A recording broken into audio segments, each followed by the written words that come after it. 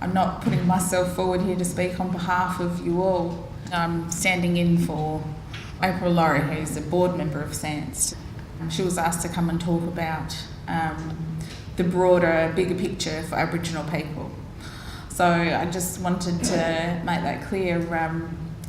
I know most of the Aboriginal people and probably half the non-Aboriginal people in this room.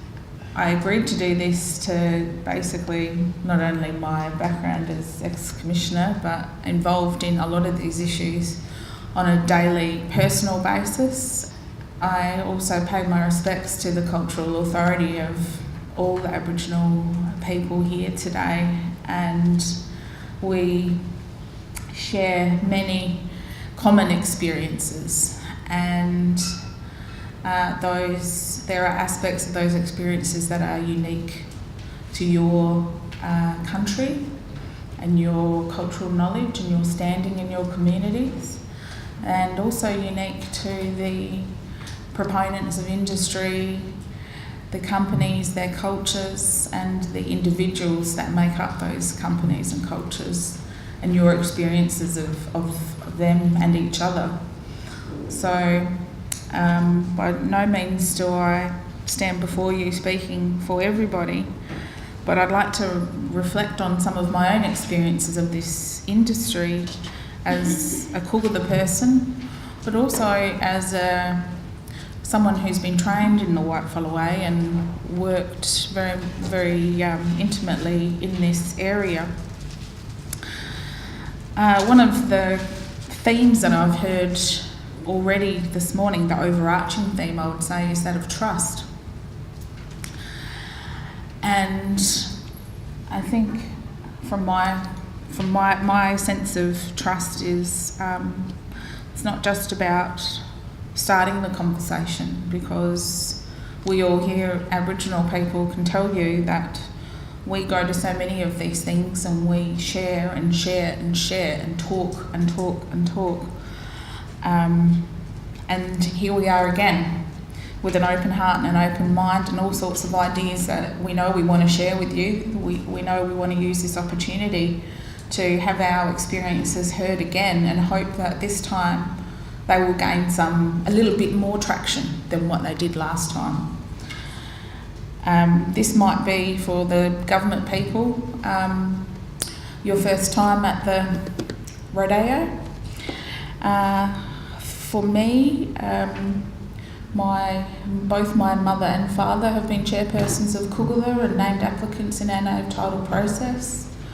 My grandfather, Max Thomas, was heavily involved in the protection of our heritage in our region, and and lots of my extended family also being involved in the influence of the activities of defence and nuclear industry within our region. And that leaves a very lasting legacy. And so I just wanted to point out to people as well that even though this, for non-Aboriginal people, it might be this exciting new opportunity, when I stand before you, it's not just myself, it's the legacy of at least 5 generations behind me that I carry within my heart, and a lot of people here do. And that legacy is a continuity of bad experiences. It is a legacy of grief and loss. It's a legacy of dispossession of our lands. When we talk about the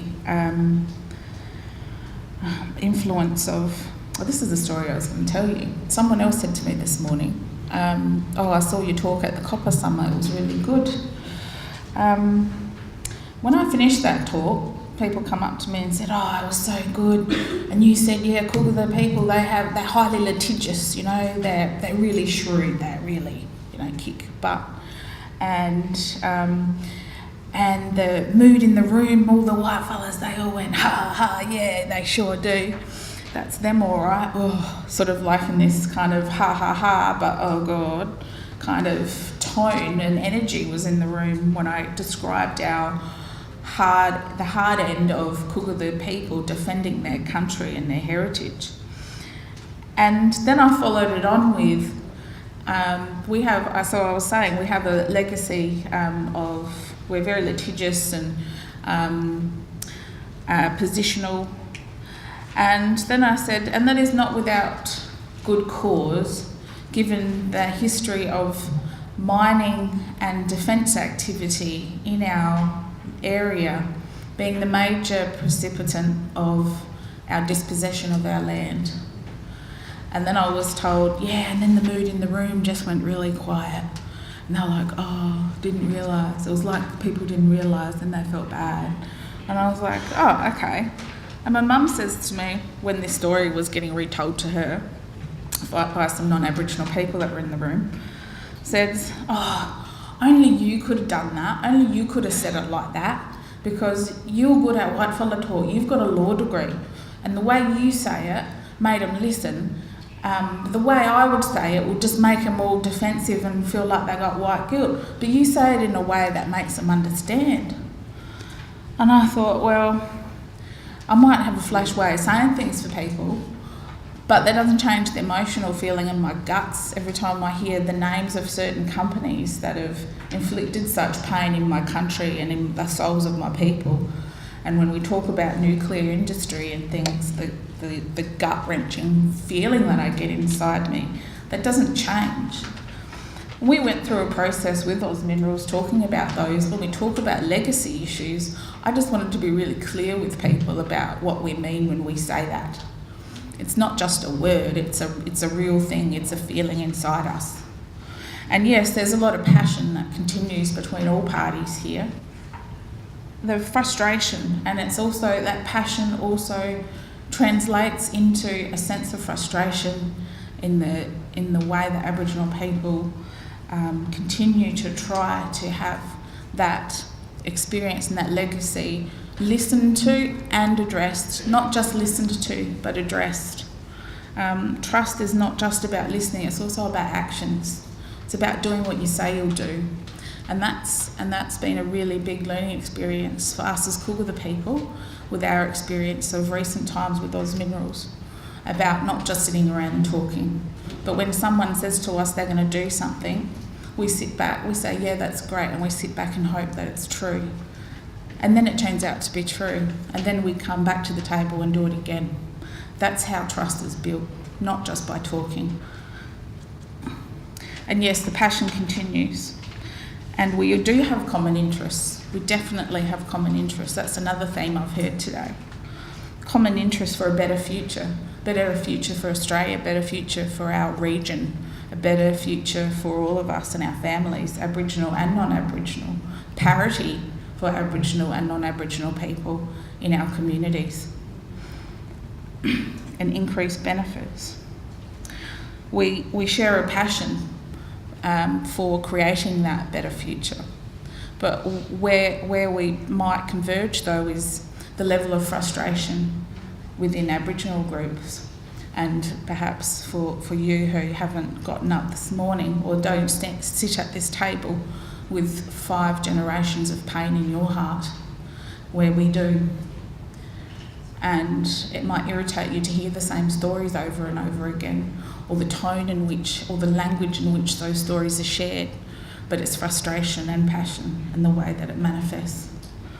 And yes, we have common interests, but what continues to this day is the power imbalance. The power imbalance in the system, the power imbalance in society, the power imbalance in the historical legacy issues sitting at these tables. And my hope is that this opportunity, when we talk about trust and listening and that sense of opportunity, and we talk about the passion at this table, that we have this opportunity about resetting the relationship. It's another word I keep hearing over and over, relationship. When we talk about relationship, I think people have this synonymous thing to do with like a marriage or a boyfriend or a girlfriend, and it's all really nice. Well, we have if this is a marriage, it's a dysfunctional marriage, a really dysfunctional marriage. And we're not going to really fix it on our own, but we're all going to have to work really hard at it. And maybe it's not that at all. Maybe it's nothing to do with those types of concepts of love and dysfunction. Maybe it's that we all have to share oxygen and find ways of dealing with it. Perhaps relationship's completely the wrong word to use for the thing that binds us all here today. But I do have hope that we have an opportunity to reset that dynamic in the room as opposed to the relationship. So thank you.